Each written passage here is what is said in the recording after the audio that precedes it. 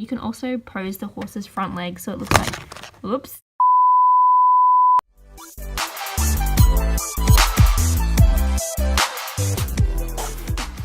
Hey everyone, so today I'm going to be doing an unboxing of a Nendoroid that I recently received in the mail. I've had this for a couple of days now, but I decided to wait and open it with you guys. I've been wanting this one for super long, and some of you guys guessed which one it was, and it is, of course, Link from Breath of the Wild. So let's take him out of the box here.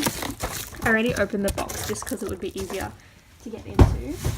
So here's Link. He is number 733, and this is the DX version, so it's the one that comes with Epona. So let's take him out of the packaging and have a look. I got this one from CD Japan. So if you guys follow me on Twitter or Instagram, you might know that I've been obsessed with playing Breath of the Wild lately. It has become one of my favorite Switch games and definitely introduced me to the whole Zelda franchise, which I'm thinking about getting some 3DS games for now. So if you guys have any recommendations of which Zelda 3DS games are your favorite or which ones you think are the best, let me know in the comments, and I really want to check them out so I can play them soon.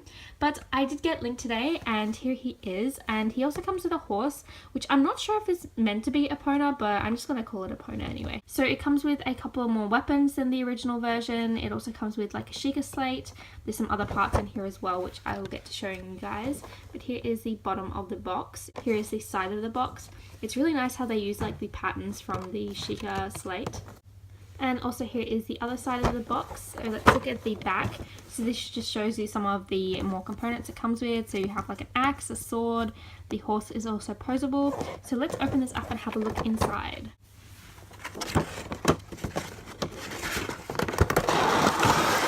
So it also looks like there's a bit of a background on this Nendoroid box, which is really cool. But here is the instructions, which basically just tells you how to put together the different parts of the arrow. So it looks like it attaches and comes apart like that, so you can actually fit it in his hand. And then, oh, there's actually a lot of parts to this, so I might have to have a look at this just to see how you can put him on the horse. And then also the face part, and then there's some more on the back here as well. So before we look at Link, let's actually take this out of the box, because I've seen some people use this for photos. So here is the background, and I think this looks so pretty. I think this will be great for photos as well. I love when figures come with backgrounds like this. It just makes posing them a lot easier. And I can also set this up in my glass cabinet if I wanted to as well. So let's put that to the side and have a look at Link. Just super exciting. Oops. So there's all the parts. There's the drumstick gone flying. So here is the stand, pretty standard Nendoroid base, except that it comes with another joint to actually stand the horse up on. But let's have a look at the horse first. This is my first Nendoroid horse that I've seen. I know some other Nendoroids have come with horses before, but this one is so cool. Oh my gosh, even the reins are like, it's like an actual material. This is awesome. Okay, so I think I might have to detach some of these to get the plastic bits out. Let's take that off. And then these parts here. Oh, it looks like you can actually move the hair like this, which is pretty cool. And I'm not sure how this comes off. Does the head come off? I think it does, because it's a ball joint here. Yep. So you can take the horse's head off, so you can see how the strap just sort of fits there as well. Put that back on. Looks like you can also remove some of these parts here, so if you didn't want them there, you could, but again, it has like this little peg here, so it might be best to leave it on because it would look kind of bad in photos. Let's take off this other piece of plastic and the peg. So here is the little saddle, which you can put back on as well. Move this out of the way. So here is the horse, and it is actually quite flexible. There's lots of joints here on the front legs. The back legs also move, the tail moves, the head moves, also I'm not sure if the ears move. Oops, the head just fell off again. Let's put that back on. Also, there is a little peg hole in the bottom to fit it on the stand. So let's put the horse there. Now let's have a look at Link. So let's take all the plastic off him. There's also comes with his little ponytail here. I'm just going to rip that off. It might be easier than trying to detach everything. Let's take all the plastic off. And there's one of his face here. And he is a really nice Nendoroid. It's actually my first male Nendoroid figure, so This is really cool for me. And then you also have the, what's this arrow bag called? Is it like a quiver? I'm not quite sure, I can't remember what it's called. I think you can detach that as well, yeah. So it just has a really small peg there, which is nice. I might take that off at the moment just to have a better look at the other things. Let's put that there. And then also the detailing on the back is quite well done. It looks like there's a little bit of a defect here with like the glue or paint, but nothing too major that I can see. Good Smart Company normally do really well with their Nendoroid lines. So yeah, I love the detailing on this. It's really nice. All the colors and also the belts and everything are good. So here are some of the additional arms and legs. I love that you can see like the little happy smiley face for like Good Smile Company. But I think some of these arms, they can hold the arrows and the swords, and then they also can go behind his back to look like he's pulling out an arrow as well from the little bag of arrows. I've seen the photos on their website, so I'll put them here somewhere as well. Also, having a closer look at the weapons, we have an axe here, which is quite light, and I think this will look really good with some photos. There's also I think this is a bokoblin club, it looks like it from the game. Having a look at the shield, the detail on this is really nice, so I think you can get him to hold that as well. There's also the arrow and the bow, which also comes with an ancient arrow here, which is similar to the one that he's holding in my full scale figure. If you guys want to see that review, I'll leave a link to it in the cards above or the description box below. Oops, I just dropped it there. But yeah, here is the ancient arrow and then also the bow, both of which are really nicely detailed. You can see that there's like probably no paint defects on them, and they're both really nicely sculpted. And then also here is his little Sheikah slate, which again is quite small, but again the detailing on this is so nice. Like you can see the little symbol here as well, and then here is the other side.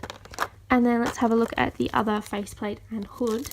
I really love this outfit that he's wearing in Breath of the Wild. I prefer the blue to the original green of the other series, but let's take this out here. And here is the hood. It also has some more detailing here.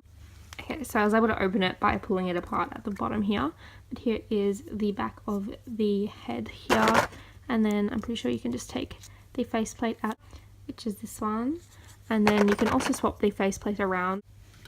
So here is the other piece of the hair. So let's swap over this faceplate. Put this angry looking one in here. I think that's in correctly. Can put this bit back together. So also just looking at the shield, you can put the little handle of this sword in the top of this part here, and then if you want to attach the shield and the sword to his back, you just add the shield and then you take this part here, you remove this little extra part here, and then you can just clip it onto the back of the shield. So I think I'm going to try and get him to sit on the base with the horse, just to show you guys what it will look like as sort of like a finished Nendoroid product, because I think that is probably the nicest pose that it has. So here is the base, and it looks like you can just clip on this into the horse and then just attach this to the base here, which is fairly simple. That one clips in really easily. You can also turn this around if you want. So for him to sit on the horse, you kind of just have to bend his original legs out a little bit, and then you can just place him on top there.